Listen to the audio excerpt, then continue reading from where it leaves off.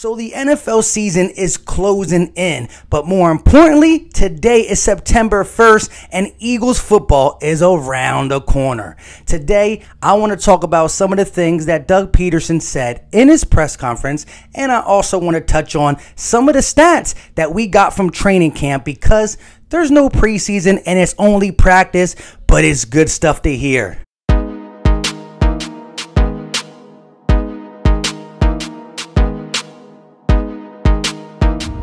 What is going on, everybody? I go by Philly Mike, and this is the Philly Talk Podcast.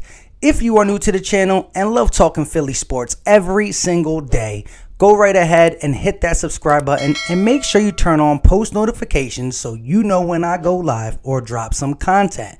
Now, if you are excited that it's September 1st and the Eagles football is around the corner, smash that like button. With all that being said, let's jump into today's topic. So let me start this off by getting Eagle Nation hyped for the 2020 season. We're only a couple weeks away. September 1st is here, and before we get into the Doug Pederson press conference and some of the things he's going to do prior to the season starting, let's talk about some training camp numbers. Is that even a thing? Well, today a beat reporter dropped a picture on Twitter that one of my guys, Nate, shared to me, and I want to share it with you guys as well. I did put it in a community post, and yes, it's only practice, but because there's no preseason, we don't get to evaluate the quarterback the same way we can evaluate these receivers. So scrimmages, 11 on 11s, I guess somebody calculated some stats, and I also want to talk about the difference between last year's drops and this year's drops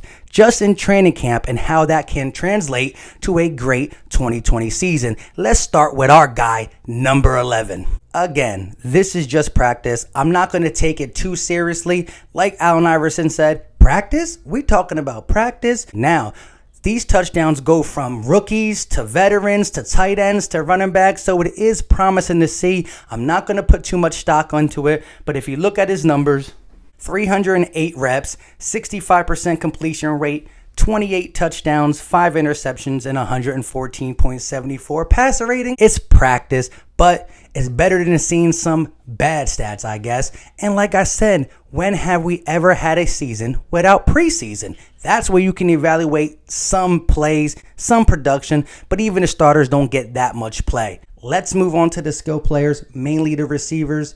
422 targets thus far in training camp and only 6 drops, which equals a 1.4% drop rate compared to last year where they had a 3.1% drop rate in training camp. We're not talking preseason, only training camp. They doubled the drop rate, which led to the season where we didn't lead the league in drops, but we did lead the league in crucial drops. Nelson Aguilar, even Alshon, I'll give him the benefit of the doubt of being injured, but Mac Hollins when he played, Jordan Matthews who came back to the Eagles because that's how desperate we were. We eventually had to call up the practice squad, Rob Davis, Deontay Burnett, who is balling in camp, Greg Ward Jr., but these drops last year were crucial. JJ had one, Nelson had a lot, even Alshon had some, and now we can see already with these young guys in training camp, we're half the drops from last year solely in training camp, so that is a good sign. Where there you go. We're only talking about training camp and practice,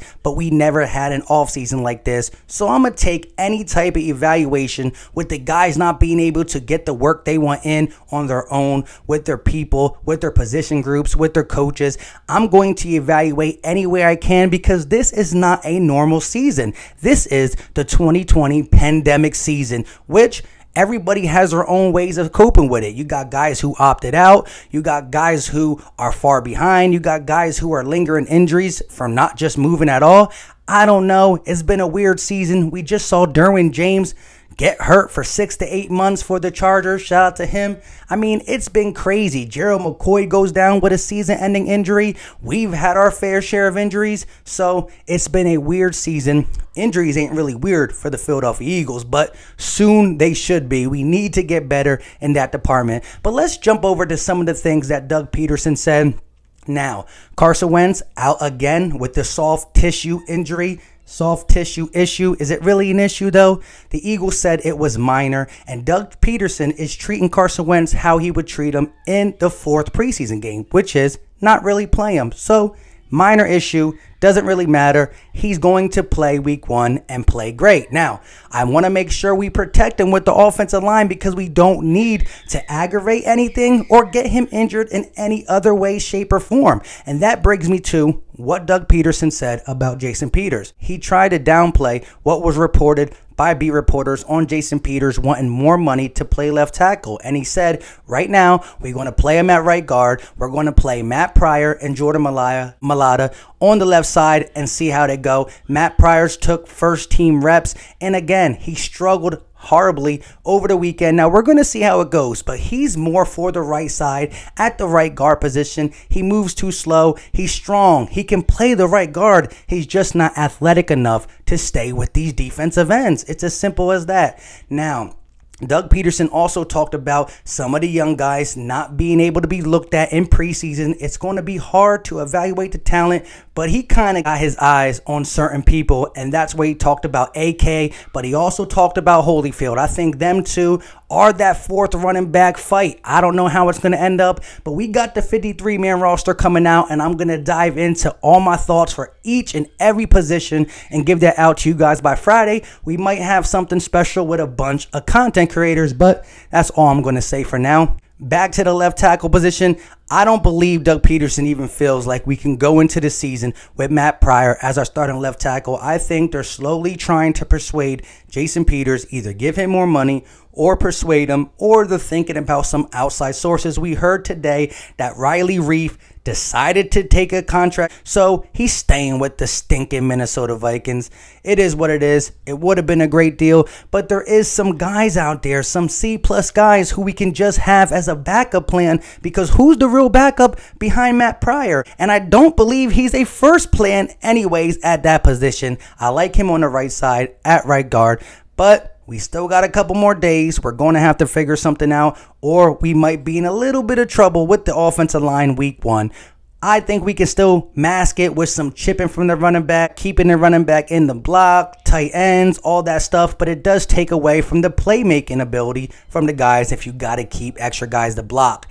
Now, let me talk about the fact that when mentioned about the receivers and Jalen Reagor, he talked about John Hightower pretty highly. Now, I was a guy who said, I believe Quez Watkins has the higher potential for the future. His ceiling is up there, and in a couple years, he could be something really special. I'm not saying John Hightower can't. I think Quez higher ceiling, but if you ask me who's ready to start week 1 if we needed him to, it would be John Hightower. He talked about J.J. Arcega-Whiteside, John Hightower filling in alongside of D-Jax, and I know he's going to have a role for Greg Ward Jr., but we could see some John Hightower week 1, and I like it. All the young guys were doing their thing when it comes to the Eagles wide receivers, but John Hightower had a really good camp. If you look at this, 15 catches in training camp with 6 touchdowns.